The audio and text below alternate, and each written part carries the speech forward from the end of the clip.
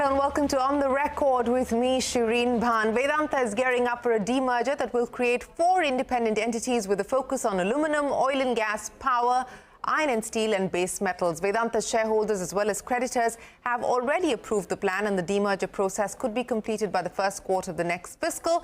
Chairman Anil Agarwal, in a letter to investors, said that each of the new companies has the potential to grow into a $100 billion company. He also compared Vedanta to a banyan tree while advocating for the demerger. He said, and I quote, "I've always found that trees that grow under the shade of a giant banyan tree often find it difficult to grow, but once you take them out and allow them to grow under the sun, they show remarkable growth and progress." End of quote.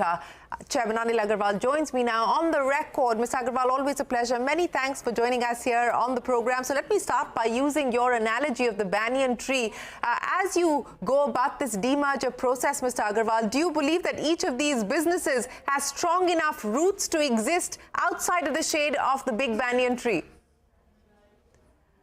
Absolutely, because if you see all our business, whether you talk oil and gas, tremendous potential in India, and we have a best anchorage. If you look at the aluminium, we completing 30 lakhs ton production, adding 30 lakhs ton more, huge potential. Zinc, if you look at zinc, which will be part of our main company, we are producing 1.2 million ton, going to produce 3 million ton. Copper is such an important metal. We are going to produce almost 500,000 ton copper. The growth on this, any country which developing to developed country goes, it all goes fundamental. We have seen is all about below the ground. Below the ground, we have a tremendous geology. I always say that. And today, the way the government is working on below the ground, because we need it, this is the transition material. To create the world better, you need this metal. Without this, world can't work, especially India. India is a developing country. So we are very excited about this growth and making these 4 companies separate, making a very professional management. They will take this company forward at a different level. Well, speaking about taking these companies forward, sir, let me break up each of these businesses, and let's start by talking about the aluminum business, because that is a lion's share as far as your EBITDA is concerned. You talked about adding 30 lakh tons. By when do we expect this capacity expansion to take place? What's the time period? If you can share that with us. And also, in terms of growing the EBITDA, Q3 EBITDA was at 4,540 crores out of the total Q3 EBITDA of 11,280 crores. That was the contribution of the aluminum division. What can this be potentially post the kind of expansion you spoke to us about? Yeah, I think each of our business will have the same level of EBITDA. We work on around 35% margin. All our product is about 35% margin. As far as the aluminum is concerned, all these products, what you talk about demerge, there is a growth of double digit, 15 to 16% growth on all our product. It's very difficult to set up these industries, require a heavy investment, require huge technology, and it's not easy. So we are creating another 30 lakhs ton of aluminum production. We have acquired one of the largest bauxite mine, very high grade in Odisha. We are almost finalized the location to start. We are putting this with the renewable energy. This will be the first kind of aluminum production with green metal, complete green metal. Very exciting. The biggest part is with all this aluminum being used by SMEs, medium and small scale industry, they'll be making the wagon for the railway, bus for the transport, car needs 30 product of aluminium, transmission, anything you talk about, foil for air, defense, anything you talk about, India has not even touched a couple of percentage. It's going to be 50% consumption of this metal. What I'm looking at least 500-600 industry will be mushrooming with the support of aluminium. You know, Ms. Agarwal, there's a fair degree of interest as well as what could the potential cost of production be and whether we can see a potential reduction there as far as the cost of production goes, especially when we talk about the backward integration measures as well. So what could the potential reduction be as far as the cost of production goes? We are looking at $400, $400, $400. $400 for the raw material, $400 for the power, and $400 for the processing. So it will be lowest quartile in the world as far as the cost is concerned.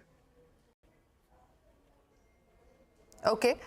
What about the global environment today, Mr. Agarwal, and how that's likely to impact commodity markets, specifically things like aluminum and steel? We have, of course, seen an escalation as far as the tariff war is concerned. President Trump imposing tariffs, other countries retaliating with reciprocal tariffs. What does all of this mean now for commodity markets? How are you reading the developments? We are watching, but we have a less impact, because we are domestic player. Our Indian consumption is so high. In any case, aluminum, US need. Aluminum does not produce basic aluminum. So they purchase a lot of aluminum alloy. And we are developing those alloys, and those alloys will be very important for them. So we are definitely watching. It is impacting to everybody. But as far as Vedanta is concerned, whether it's oil and gas, whether it's a zinc, whether it's a copper, whether it's a aluminum, we are worried about as a overall what will happen. But Vedanta will be less impacted. Less impacted, you believe. We've also seen the DGTR, sir, recommend the imposition of a safeguard duty to the tune of 12.5%. That, of course, has to be ratified by the Finance Ministry. So there is still a wait and watch there. But what do you make of that? And do you believe that this is warranted at this point in time? And is this enough? I think this is enough. Government is working very, very hard to make sure industry run well, and those days has gone where government used to take long time to take decision. Now government is absolutely there, and to make sure the government, the business, because we are heading towards $5 trillion economy, and we cannot take any chance to reduce the production, slow down the production. It is very, very important for us. Yes, that certainly is the case. I also want to understand from you, as far as prices are concerned, if you can give us a forecast or an assessment or an estimate of where you believe prices are going to be across the board for each of these commodities that we just spoke of, whether it's aluminum, copper or zinc. I mean, there is a short supply, huge demand. The warehouses are empty, and everybody is looking at. We have never seen premium on the aluminum what we see today. Highest premium in the zinc is the highest premium. Or gas. Can you believe that gas in India you can sell at $10? And same thing on the oil. So it is a time. It shows that how much is the consumption is increasing in India of this metal. So prices. That's a big. Yeah, go ahead. That's a big statement, Mr. Agarwal. You're saying you've never seen the kind of premiums that you're seeing, whether it's aluminum, zinc or gas. Absolutely. And this shows the growth in India, the consumption pattern in India. Of course, it has American what they are doing on the duty, it also has impact. But the consumption in India of this metal are growing like anything, 10%, all double digit. All double-digit growth is what you anticipate. Let's talk about debt as well, Mr. Agarwal, and your plans as far as deleveraging at the parent level was concerned. You've been able to deleverage to the tune of about $1 billion. The average cost of debt is about 11% versus over 13% at the start of the year. If you can lay out for us what the debt reduction plan is from here on. I think we are the lowest debt in terms of our peer group is concerned.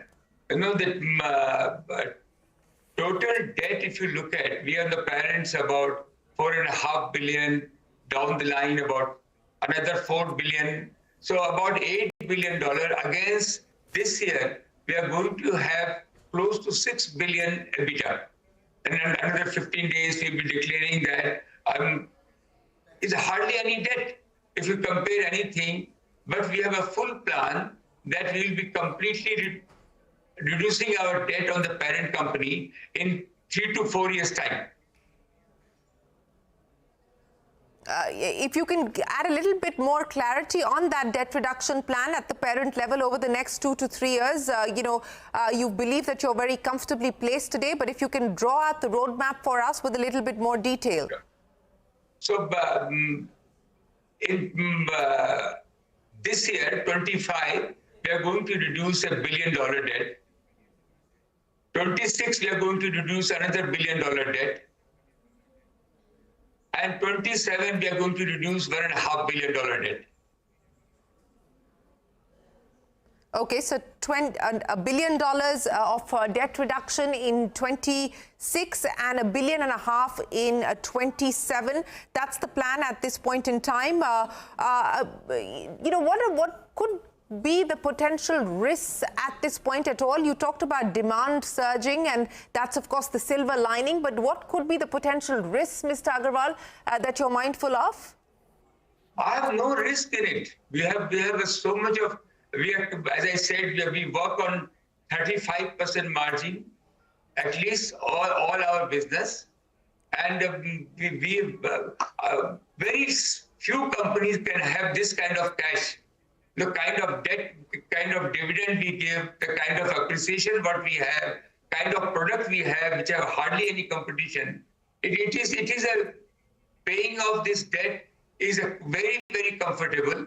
And we've been paying, we never have been defaulted ever last 30 years. And we are very comfortable with this. And this kind of debt, any company you look at peers, you have to have this kind of debt, which is comfortable.